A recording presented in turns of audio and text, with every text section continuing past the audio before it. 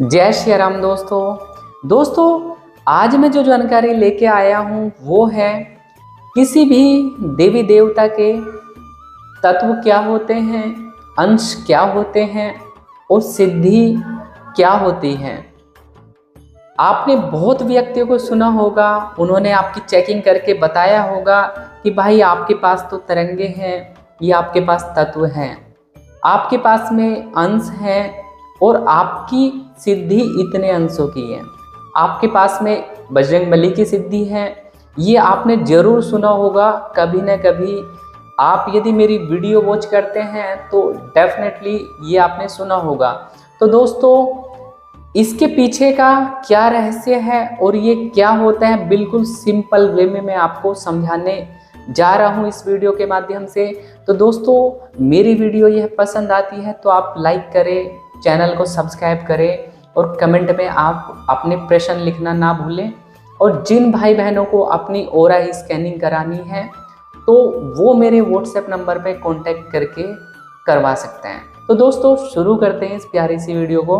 तो दोस्तों सबसे पहले बात करते हैं कि भाई जब हम देखते हैं किसी के पास में कि भाई आपके पास में तो बजरंगबली की तत्व है या बजरंगबली की तरंगे हैं या शिव शंकर भोले बाबा की तरंगे हैं, तो तरंगे और तत्वों से क्या मतलब होता है।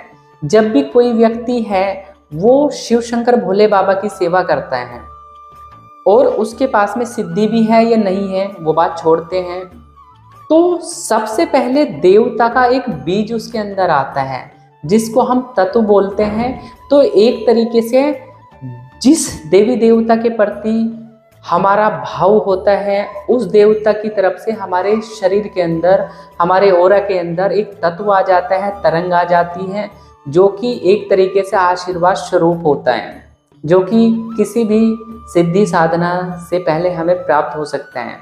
अब कोई शिव शंकर भोले बाबा की साधना करता है और वो बजरंगबली की नहीं करता है, बट उसके मन में कभी कभी आता है कि यार बजरंगबली मेरे को अच्छे लगते हैं और इनकी भी सेवा करनी चाहिए, तो ये जो आशीर्वाद आएगा तो उनकी तरफ से आपने सोचा और वहाँ से आपको तत्व आपको प्राप्त हो गए।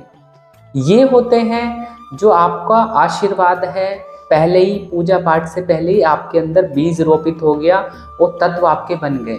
इन्हीं को हम तरंगे कहते हैं, इन्हीं को हम तत्व कहते हैं।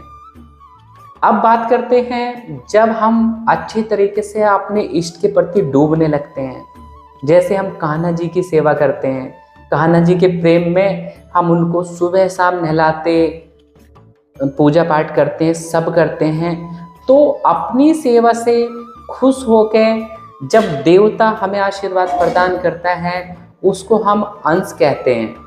अब ये एकदम से अंश प्रदान हो जाते हैं तो एकदम से नहीं होता है, इसके थोड़ा सा एक प्रोसेस होता है, धीरे धीरे हम बढ़ते हैं, धीरे धीरे हमें हमारी भक्ति के अनुसार हमें फल मिलता चला जाता है। अब मान लिया हम कोई भी सिद्धि साधना करते हैं, हमने 21 दिन की कोई साधना करी, 21 दिन में हम जब देवी देवता का संकल्प लेके बैठते हैं तो ये साधना होगी, मतलब देवता से हम प्रार्थना कर रहे हैं कि हमें आप अपने अंश प्रदान करो। अब हमने स्टार्टिंग करी, स्टार्टिंग करने पे हमारा पोस्चर, आसन सबसे पहले सिद्ध हो जाता है, धीरे धीरे आगे बढ़ते हैं, कृपा प्राप्त होती जाती है, ऐड होती रहती है, क्योंकि पर्टिकुलर पार्ट्स में, भाग में, अंशों में हमारे पास आती है। अब आगे बढ़े तो आगे चल के हमारा पूरी बॉडी देवता से हमारे कनेक्शन, तरंगे, उनकी एनर्जी, वाइब्रेशंस हमें फील होने लगती है, हमारे शरीर में झटके लगने लग जाते हैं, ऐसा भी होता है, और हमारा बॉडी पूर्ण रूप से स्थिर होके बहुत आराम के साथ में जाप और ध्यान करने लग जाती है। तो ये स्थिति होती है, कहीं ना कहीं देवता से आपको जो आशीर्वाद मिलता जा रहा है उसमें आपको दिव्य अनुभव होते चले जाते हैं। और आगे जब बढ़ेंगे आप, जब सिद्धि आपकी साधना कंप्लीट होती है तो देवी देवता आपके पास कृपा करते हैं और आपको अपने दिव्य अंश आपको प्रदान कर देते हैं, जो कि वो जो अंश हैं वो कैसा होगा। आप सिद्धि साधना आप कर रहे हैं, एक दिन 21 दिन का संकल्प लिया हुआ है, तो पहले दिन आपकी जो एनर्जी है वो पहले आपके शरीर में रमेगी, फिर बाहर ब्रह्मरंध्र से गिरेगी, बाहर गिर के ही आपके नाभि के सामने ही उनका आसन बनने लगता है। फिर सिद्धि का स्वरूप बनना लगता है, पुंज बनता है, पुंज से हाथ पैर पूरा जैसे भी हम देवी देवता को पूजते हैं उसी का स्वरूप हमारे सामने प्रकट हो जाता है। तो वही अंशों वाली बात होती चली जाती है। आसन पक गया, पूरी हमारी सिद्धि कंप्लीट हो गई। तो लास्ट में हमारा पूर्ण आहुति हवन या वगैरह वगैरह जो भी होता है रिचुअल्स, हम वो फॉलो करते हैं और देवी देवता प्रसन्न होके खुश होके हमें आशीर्वाद प्रदान करते हैं।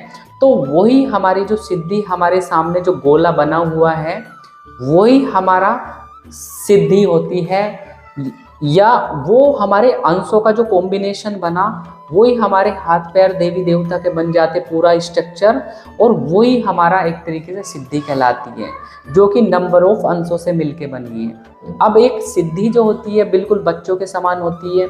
अब इसी बीच के प्रोसेस में आप सिद्धि साधना काल के टाइम पे बहुत सारी परीक्षाएं होती हैं, बहुत सारी नकारात्मक शक्ति भी आती है और पॉजिटिविटी भी आती है आपके पास में।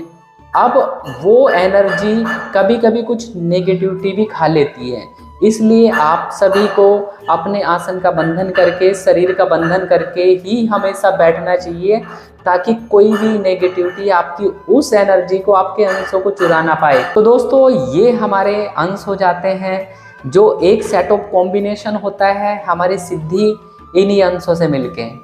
तो ये हमें देवी देवता के आशीर्वाद स्वरूप हमें सिद्धि शक्ति प्राप्त हो जाती है। जो हमारी सिद्धि होती है वो बच्चे के समान होती है, बच्चे की तरह ही बिहेव करती है।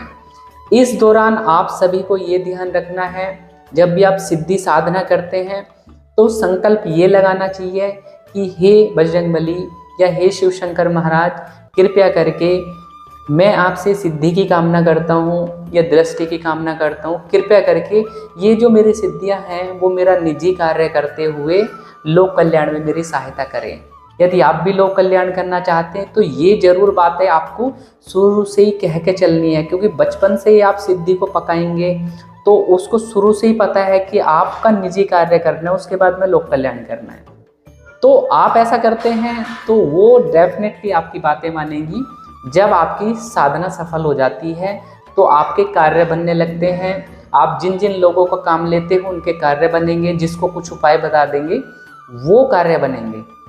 तो सिद्धि इतनी पावरफुल हो जाती है, आप समझ सकते हैं। जो बागेश्वर धाम के धीरेन्द्र शास्त्री जी हैं, उनके पास में उनके जो सिद्धि शक्तियां हैं कितनी पावरफुल हैं कि वो भविष्य भी बताते हैं, भविष्य की घटना कब घटित होगी ये भी बताते हैं। वो आशीर्वाद, उनकी शक्ति में वो दम है जो आप सभी लोग भी ऑलरेडी उनको अचीव कर सकते हैं। बट उसके लिए ध्यान, मेडिटेशन, आप जाप और त्राटक ये करना बहुत ज़्यादा अनिवार्य होता है, तभी आपकी पूर्ण रूप से आपको सिद्धि शक्ति प्राप्त होगी और वो कहना मानेगी।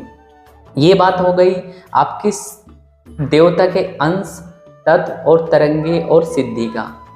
तो दोस्तों ये सिद्धि हमारे जीवन में शुरुआती दौर पर भौतिक समस्याओं को दूर कर सकती है, हमारे आध्यात्मिक समस्याओं को भी दूर करती है। बट मोक्ष में जब जाते हैं तो कहीं ना कहीं वहाँ पे थोड़ा सा ये इनका हमें मोह हो जाता है। तो हमें अपना जो कार्य कर लेना है या करना है, जो लोक कल्याण करना चाहते हैं वो अपने सिद्धि शक्तियों के लिए पर्टिकुलर हवन भी कर सकता है। इनको भी मलिनता लगती है, इनको भी काम करते हैं तो गंदगी वहाँ की आती है, कोई नेगेटिविटी हटाती है तो उनको साफ भी करना होता है। तो आप इनके लिए वीकली बेसिस में हवन भी कर सकते हैं। आप गंगा जल लेके किसी पात्र में उसमें स्नान भी करा सकते हैं, तो इनकी मलिनता छट जाती है। तो दोस्तों आपको ये मेरी वीडियो कैसी लगी आप कृपया करके कमेंट के माध्यम से ज़रूर बताइएगा, और मेरी वीडियो, मेरे चैनल को आप सब्सक्राइब कीजिएगा और इस वीडियो को लाइक करके ज़रूर जाइएगा। जिस भाई बहन को अपना ऑरा चेकिंग कराना है वो मेरे व्हाट्सएप नंबर पर जरूर कॉन्टैक्ट। और दोस्तों आप सभी को तहे दिल से जय श्री राम, राम राम।